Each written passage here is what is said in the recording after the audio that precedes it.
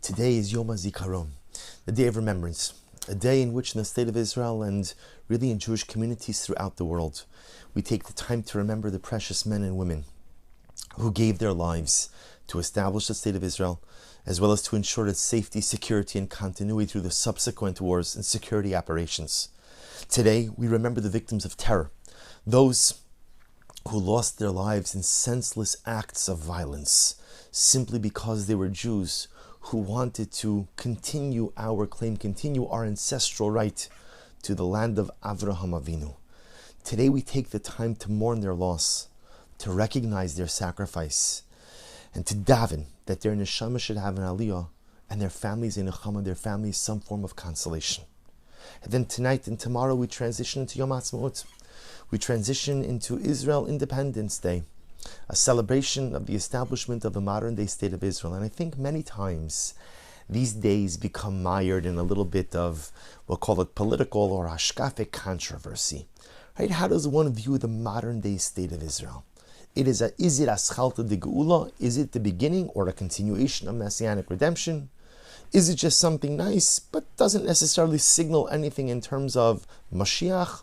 Or perhaps some people are just ambivalent about the whole discussion.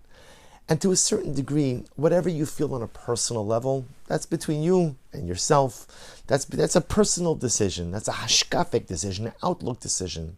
But no matter where you fall on that spectrum, messianic, nice, or ambivalent, all of us must have incredible hakaras hatov that we are privileged to live in a time where we have access to our ancestral homeland.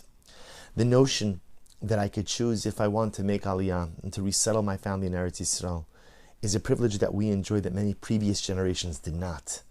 The fact that I could choose to go and learn in the multitude of yeshivas in Eretz Yisrael and seminaries is a new experience that our generation is privileged to enjoy, and many previous ones did not. And the ability just to go and visit, just to go and spend time at our holy land, to daven at the kosel, to shop at Mamila, to go to tzvas, whatever it is that you like to do in Eretz Yisrael. We have the privilege to be able to do that. By Yamim Haim, Bazman Hazeh, we have the ability to do this today. So no matter how you feel about the state, no matter what you feel the hashkafic or religious role of the state is, we must each take a few moments over the course of these next 2 days to express our hakaras hatov, to express our gratitude to the Ribono Shel Olam for once again giving us unfettered access to our ancestral homeland. I think for many of us, one of the difficulties of the last year of the pandemic has been an inability to visit, an inability to spend time in our precious land, because so many of us, Baruch Hashem, have become accustomed and habituated to multiple trips, spending a lot of time, and we often take it for granted. But understand, you don't have to go back too many generations when there were quotas, when there were other foreign nations patrolling our borders, when other nations were telling us who could come and who can go, who could come in and who could stay, who has to leave, who's permitted to live here. And now, Baruch Hashem, we live in such incredibly different times. So take the time to express your gratitude to the Ribono Shel Olam in whatever way you want. You want to say halal, you don't want to say halal, with a bracha, without a bracha, a whole halal, a half a halal, 3/4 of a halal, whatever you want to do. Just express your hakar, or no halal, and just express your hakaras hatov to HaKadosh Baruch Hu for this great gift called Eretz Yisrael, this magnificent Yerusha, this magnificent inheritance from Avraham Avinu. But it behooves us to remember that this gift did not come without a price, that we only get to enjoy the benefits of Eretz Yisrael, and yes, of the modern day state of Israel, because of the sacrifices of so many who came before us. You know, there's an amazing Gemara. The Gemara tells us that when Mashiach is going to come, and HaKadosh Baruch Hu approaches the Avos, because before Messianic arrival, there has to be some type of divine judgment and reckoning. And HaKadosh Baruch Hu is very unhappy with Klal Yisrael, because unfortunately, our national scales are filled with sin. So he comes to the Avos, he comes to the patriarchs to advocate on behalf of their children. And he says to Avram Avinu, Avram, your children have sinned. And Avram said, they sinned? Wipe him out. HaKadosh Baruch Hu was surprised, because Avram Avinu was the Ish HaChesed, the man of kindness. So he goes to Yaakov. And he says, Yaakov, your children have sinned. So Yaakov Avinu says, they sinned Nebuch. Wipe them out. You see, dear friends, HaKadosh Baruch Hu purposely skipped over Yitzchak, Because Yitzchak is the Midas Hadin. Yitzchak is strict justice. God did not want to consult the patriarch Isaac because he felt that he would just be too strict. But now he struck out with Avram, he struck out with Yaakov, so he comes to Yitzchak. Yitzchak, your children have sinned. And Yitzchak says, first of all, God, you'll excuse me, my children? I thought they're your children also. Right? This is a scene that repeats itself very often between fathers and mothers. Right? Look what your kid did. Oh, really, my kid? It's not your kid? When my child does well, it's our child, or it's your child. Now he messed up. So Yitzchak Avinu says to Kadosh Baruch Hu, first of all, 1 second. What do you mean, my children? They're your children also. That's number one. Then Yitzchak says, Ribbono Shel Olam, let's analyze this for a moment. How much could they possibly have sinned? Yitzchak Avinu says the lifetime of a person is 70 years. Half of that, 35 years, a person is sleeping, which is an incredible insight in and of itself. Person is sleeping. So when you're sleeping, you can't get yourself into that much trouble. So what are we talking about? 35 years that a person can get themselves in trouble. You have to take half of that off. 17 and a half years of that comes off. Why? Because 17 and a half years is spent eating and going to the bathroom. Person's not going to get themselves in trouble eating and going to the bathroom. So the Ribbono Shel Olam, out of an entire 70-year lifespan, there's 17 and a half years that a Jew could get himself into trouble. So Yitzchak says, HaKadosh Baruch Hu, I think that you should be able to absorb that collective sin. You should be able to absorb it, wipe it out, clean the books. And if you can't, and if Kadosh Baruch Hu, you say you don't want to absorb it, I'll make you a deal, God. Yitzchak Avinu, I'll make you a deal. I'll split it with you.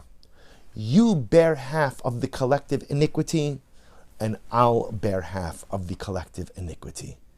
And HaKadosh Baruch Hu essentially says to Yitzchak Avinu, Shkoyach. Great job. You're right. You're absolutely right. See, Yitzchak Avinu was the advocate for Klal Yisrael.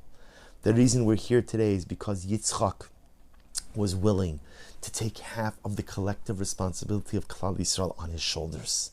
And this Gemara always struck me, because the truth is we are only here today because of the previous generations who were willing to take collective responsibility for the klal upon their shoulders. Maybe in your family, it's a mother, it's a father, it's a grandparent who did something dramatic and Herculean, shouldering the entire responsibility of the family on their shoulders and ensuring the continuity of your family. For all of us as a klal, we have no shortage of leaders like this. Avraham did it, Yitzchak did it, Yaakov did it, Moshe did it, the entire Ushpizin, everybody did it. Everybody did it. We are only here today because those who came before us were willing to shoulder the responsibility of the klal, willing to shoulder the responsibility of Am Yisrael upon their frail frames. That's what Yitzchak Avinu was doing in this Gemara. And I think, dear friends, that's the message of Yom Hazikaron also. Who are we remembering? Who are we remembering? We're remembering precious soldiers who are willing to bear the collective responsibility of Am Yisrael on their shoulders. And not because anyone forced them, not because they drew the short straw, but they willingly took on that responsibility. And they willingly paid the ultimate price for that responsibility. Today we remember those upon whose shoulders we stand.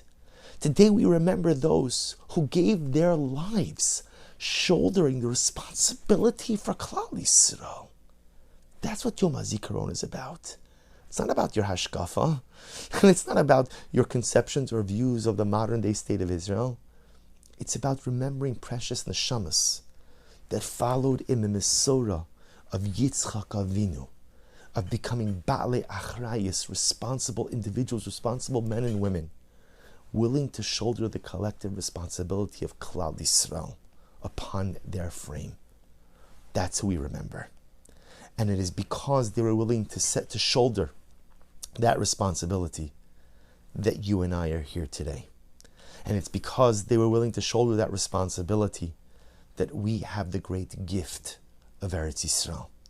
So whether you love Eretz Yisrael because of the mir, or you love it because of Mamila, whether you go there to shop, or you go there to stay at the Waldorf, or you go there to recharge your spiritual batteries, or you go there to work the land, or you go there because you love kibbutz life, or you go there because you love whatever you love, and wherever you go, and however you connect to this great gift of Am Yisrael, recognize that it didn't come for free. Recognize that it came on the backs of those who were willing to shoulder the burden, those who were willing to shoulder the responsibility, those who are willing to carry you and me, who are willing to carry Am Yisrael. So however you are going to express your Hakaras HaTov to the Ribono Shel Olam over the next 2 days for the beautiful gift of Eretz Yisrael, make sure to also utter a tefillah. Le'ilui nishmo, saying for the neshamas of those who have given their lives, acting in the manner of Yitzchak Avinu. Those who gave their lives holding up you and me, holding up Am Yisrael, holding up Eretz Yisrael. Let's remember their sacrifice even if we don't know their names. Let's remember their Mesiras Nefesh even if we can't conjure up an image of their faces. Let's remember those precious Jews who acted in the same way, in the same derech, following the model of Yitzchak Avinu. And let us take the time to thank the Ribono Shel Olam for the great gift of Eretz Yisrael. Halavai we should be zocha that in Eretz Hashem, same way that we are living through incredible times, that HaKadosh Baruch Hu will continue the process of messianic evolution. That Mashiach in Eretz Hashem we know is closer each and every day.